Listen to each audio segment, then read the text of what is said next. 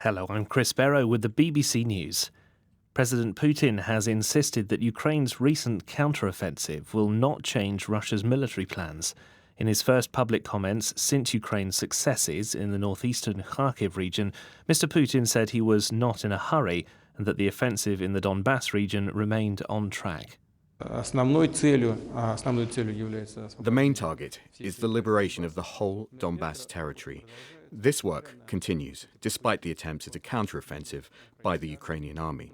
However, our offensive in Donbass is not stopping. It goes on, slowly, gradually.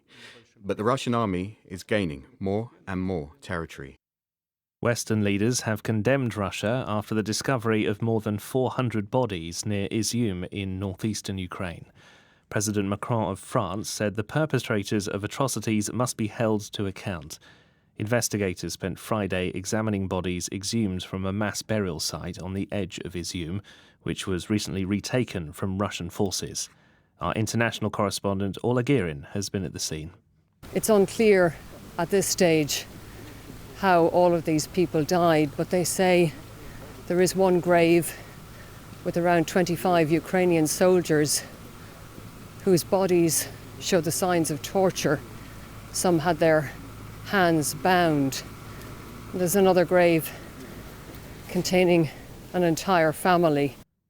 Officials in Kyrgyzstan say that 24 people have been killed in fierce clashes along the disputed border with Tajikistan. Fighting has continued between the Central Asian neighbours despite the signing of a ceasefire deal. Each country accuses the other of breaching the agreement, which came into effect earlier on Friday. Large parts of the border have been contested since the collapse of the Soviet Union. There are frequent clashes between Kyrgyz and Tajik villagers over access to water and land. Anti-government protests, looting and acts of vandalism have been reported across Haiti, with demonstrators calling for the immediate resignation of the Prime Minister, Ariel Henry. The UN Secretary-General, Antonio Guterres, said he was extremely concerned about the situation. Leonardo Rocha reports. In the capital Port-au-Prince, protesters set up barricades and blocked roads with piles of burning tires. In the northern city of Gonaives, schools, public buildings and private residences were attacked and looted for a second consecutive day. On Thursday, the local offices of the UN Food Programme were attacked. More than 40% of the population of Haiti rely on food handouts to survive. Gang violence is on the rise across the country. The UN says the spread of violence and the increasing power of the gangs who control the country's main roads have disrupted food assistance. BBC News. The independent arbiter appointed to review files seized by the FBI in a search of the former US President Donald Trump's Florida home is to hold a first hearing next week.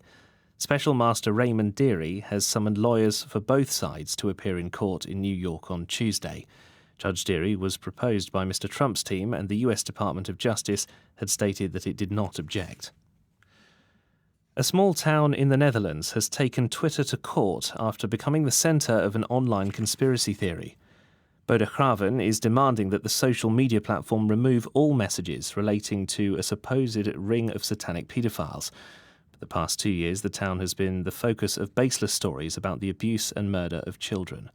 Anna Holligan reports. Hundreds of followers flocked to the graveyard in Bodegraven last year in response to the fictional allegations. They held prayer sessions, laid flowers and protest signs on the graves of seemingly random dead children, causing extreme anguish to their grieving parents and unrest among locals. Last year, the court ordered the men behind the conspiracy theory to immediately remove all their tweets, threats and other content linked to the story. But the claims continue to circulate. According to Twitter, it is completely impossible to delete all tweets that reflect the ideas of conspiracy theorists. The firm's lawyers told the court it would lead to over-blocking, in which legitimate expressions would be removed. A ruling is due next month.